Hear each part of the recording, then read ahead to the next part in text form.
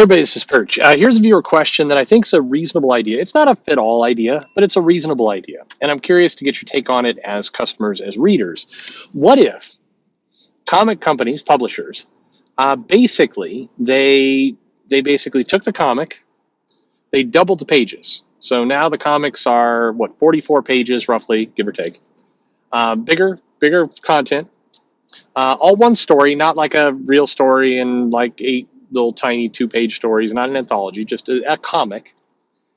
And basically, they went to, I don't know, the comic creators, the writers, the artists, and they say, give us 3 of these big comics. So it's equivalent of 6 issues, the classic writing for the trade 6 issues, right?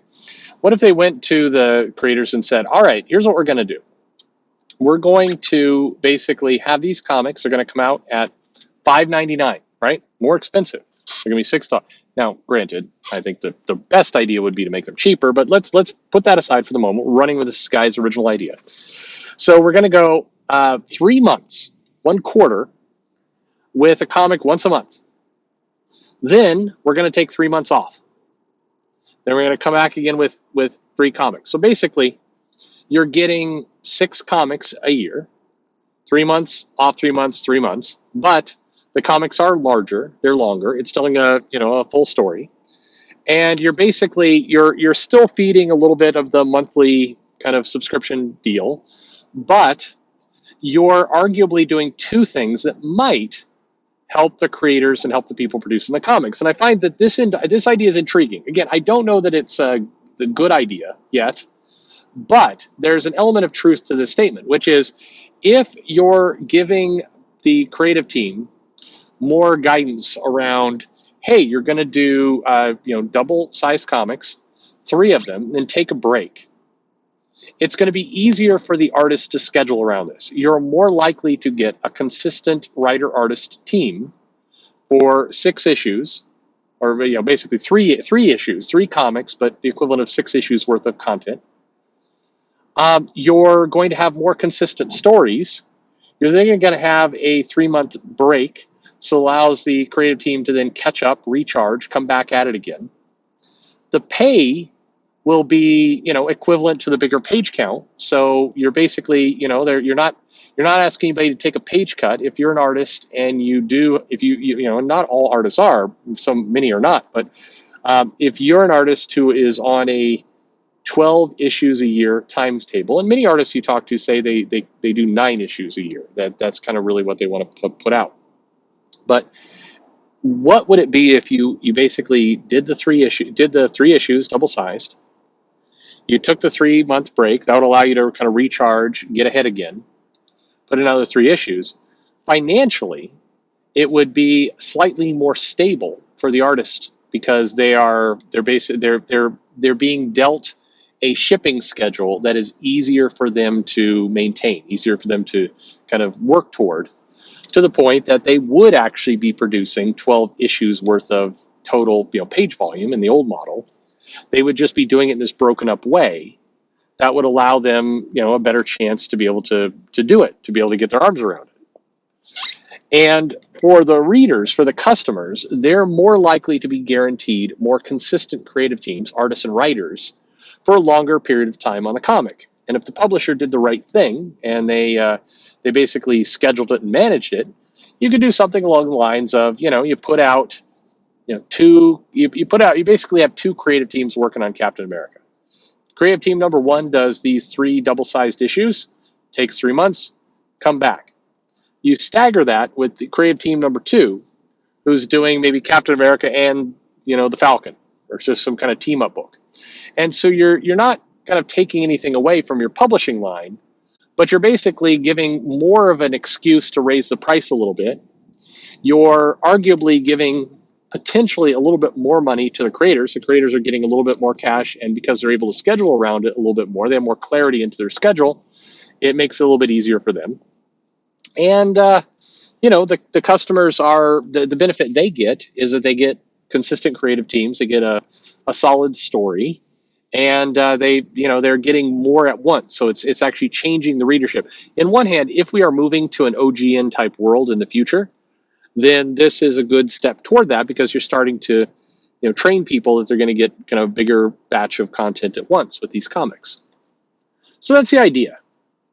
It's a different idea. I like the thinking outside the box ideas. So where does this break down? Well, first of all, it would require a little bit more scheduling and a little bit more logistics on the part of editorials. So I think their lives would get easier over time managing it this way. But I think at the beginning it would be a shift, and because it's a shift and it's something new and different, people would struggle to some extent. I think that is one consequence and something that they'd have to work around. Number two, unless it was explained really clearly, I think the readers would dislike it. I think that it might take a couple of years of it functioning kind of normally like a smooth system before the customers and the readers would start to trust and understand this thing that you've done. So I think that's a potential issue. And the other kind of big flaw in this is that if if the story doesn't catch people, then arguably that's going to become clearer faster. If you're putting out a junky story, it's you're going to people are going to abandon it at the slightly higher price point and getting more content at once, so it more focuses things. But I think back on titles like the Ultimates back when that was out, and I think what if they would have done that, where they would have put out 3 issues, which would have been the equivalent of 6 issues, and they then you got 3 months for Brian Hitch to kind of start to. It basically allows him to schedule it out more. Would that have made that title ship a little bit faster, cleaner on schedule? Would that have eased the burden on things? Maybe.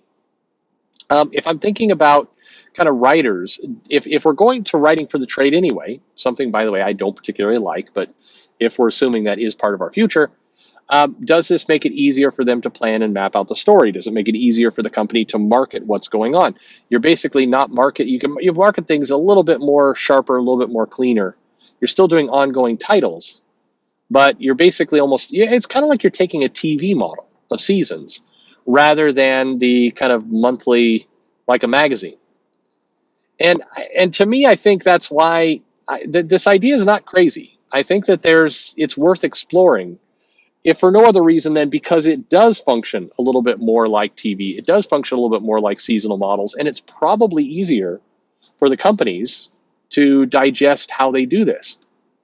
I think it may be a little bit easier for them to market kind of this idea where we're going to detach comic books from being like a monthly magazine, which is how they grew up, how they have been thought of for decades now.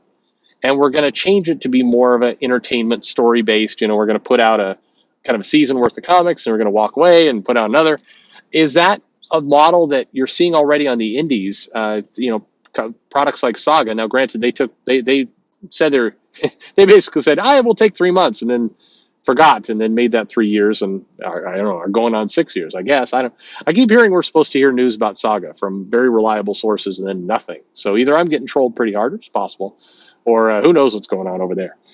Regardless, I think it's at least worth, if you were in a product company, tech company, if you were in something other than comics, I would say this is an idea worth taking into the brainstorming stage. This would be an idea where you'd want to get some financial people in to kind of look at it and do some math about what this might mean in terms of shipping and other things. But logistically, you're pushing fewer products out the door.